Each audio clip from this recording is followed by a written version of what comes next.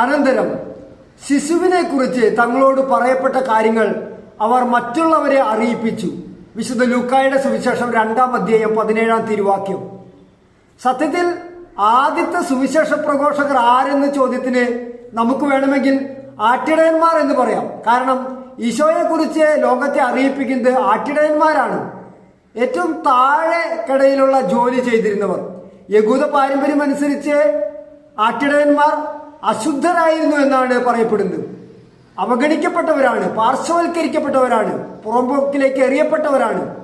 എന്നാൽ ഈശോയുടെ ജനന വാർത്ത ദൂതൻ അറിയിപ്പിക്കുന്നത് ആട്ടിടയന്മാരെയാണ്. പ്രിയരെ, നമ്മുടെ ജീവിതത്തിലെ എളിമയുടെ ഒരു ജീവിതം നമുക്ക് സ്വായത്തമാക്കാം. ആട്ടിടയന്മാരെ പോലെ അന്നു വേണ്ടുന്ന ആഹാരത്തിന് വേണ്ടി കഠിനമായി നമുക്ക് അധ്വാനിക്കാം.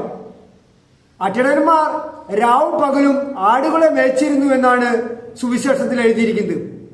അന്നു വേണ്ടുന്ന ആഹാരത്തിന് വേണ്ടി കഠിനാധ്വാനം ചെയ്തിരുന്നവർ, കൃത്യനിഷ്ഠയുള്ളവർ, അവർ ഒരിക്കലും അലസരല്ലായിരുന്നു. നമ്മുടെ ജീവിതത്തിലും ഈ ഒരു കഠിനാധ്വാനത്തെ, ഈ ഒരു കൃത്യതയെ നമുക്കും ഒരു സുവിശേഷമായി ഏറ്റെടുക്കാം. അപ്പോൾ ദൂതൻ നമ്മോടും വന്ന് പറയും, നീ എൻ്റേതാ, നീ എൻ്റെ സ്വന്തമാണെന്ന് പറയും. നമ്മളിലും ഈശോ ജനിക്കും. ആമേൻ.